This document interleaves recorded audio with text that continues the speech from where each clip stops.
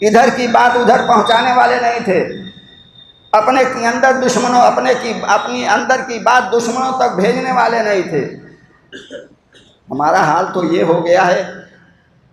کہ اگر چھوٹی سی بات ہو جاتی ہے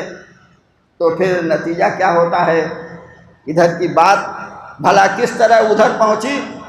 ادھر کی بات بھلا کس طرح ادھر پہنچی، ضرور کوئی منافق ہمارے ساتھ میں ہے۔ چھوٹی چھوٹی باتیں جو ہم دشمنوں کو پہنچاتے ہیں، چھوٹی چھوٹی باتیں جو ہم کہاں کہاں پہنچا دیتے ہیں، اسی لیے ہماری قیادتیں فیل ہوتی ہیں،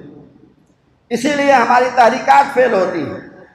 اسی لیے ہماری بڑی بڑی سلطنتیں چلی گئیں۔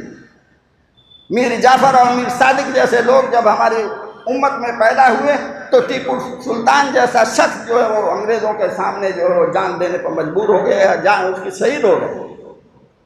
اور نہ جانے کتنے کتنے لوگ۔ اسی طرح سے جب اپنوں میں غدار پیدا ہو جاتے ہیں تو قیادتیں کمزور ہو جاتی ہیں، چاہے وہ گھر کا معاملہ ہو، چاہے وہ سماج کا معاملہ ہو، چاہے وہ اداروں کا معاملہ ہو، چاہے وہ تحریکات کا معاملہ ہو، چاہے وہ ملکوں کا معاملہ ہو۔ اگر غدار اپنے اندر پیدا ہو گئے تو پھر تمام کامیابیاں ناکامیوں میں بدل جاتی ہیں۔ لیکن آپ دیکھیے، جتنی پلاننگ ہوئی، جتنے منصوبے بنے، بڑے بڑے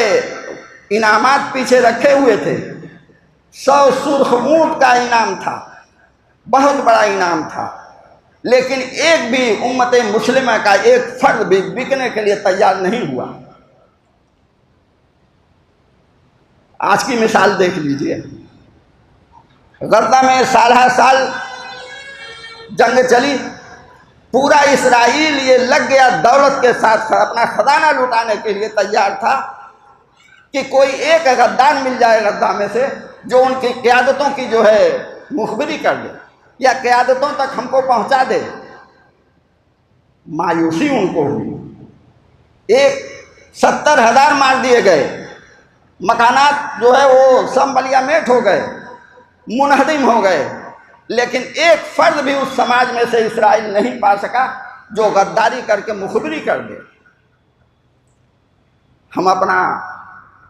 جائزہ لیں کہ ہم کہاں کھڑے ہیں، کس مقام پر ہیں آپ۔ ہم